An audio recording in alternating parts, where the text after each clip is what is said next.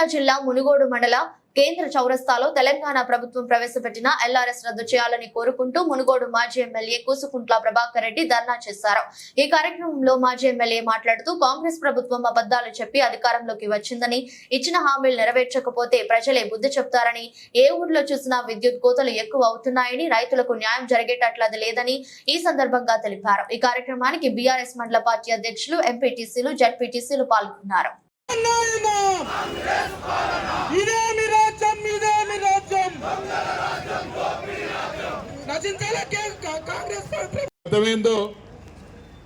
గతంలో ఏం జరిగింది, ఇప్పుడేం జరుగుతూ ఉన్నది, పాలనలో తేడా కూడా మీకు అర్థమవుతా ఉన్నది।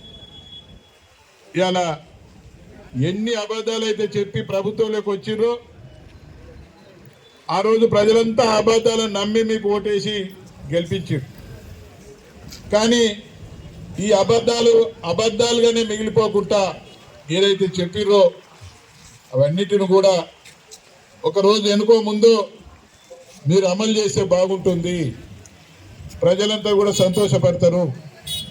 లేకపోతే ఎవరైతే మీకు అధికారం ఇచ్చిర్రో వారి చేతిలోనే మళ్ళీ మీరు పరాభవం చెందవలసిన దుస్థితి ఏర్పడుతుంది అనే విషయాన్ని కూడా మీకు తెలియజేస్తా ఉన్నాం। ఆలోచించండి ఒకసారి। ఇలా గతంలో ఈ కాలం వచ్చేసరికి కరెంటు ఏది ఏమైనా కానీ నిండుగా కరెంట్ ఇచ్చేది, 24 గంటల కరెంట్ ఇచ్చి రైతు పొలాలు ఎండకుండా చూసేది ప్రభుత్వం। కానీ అలా ఏ గ్రామం వెళ్ళినా ఎక్కడ వెళ్ళినా కానీ రైతుల పొలాలు ఎండిపోతూ ఉన్నాయి, కరెంటు రావటం లేదు, అయ్యో కర్మ అని చెప్తా ఉంటే నేను ఒకటే చెప్పిన, ఎవరు చేసుకున్న కర్మ వాళ్ళని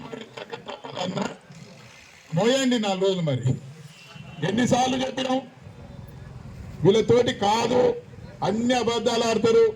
పక్కనే మొన్న కర్ణాటక రాష్ట్రంలో ఎన్ని అబద్ధాలు ఆడి అధికారంలోకి వచ్చిన తర్వాత ఏం చేస్తా ఉన్నారు అనేది కూడా మీరు గమనించమని చెప్పినాం। అయినా కానీ ప్రజలు అబద్ధ మాటలు విని మోసపోయింది। ఎన్నికల ముందు ఏం చెప్పారు, 1,00,000 రూపాయలు ఆరా ఇంకొక 1,00,000 కూడా తీసుకోకపోతారు।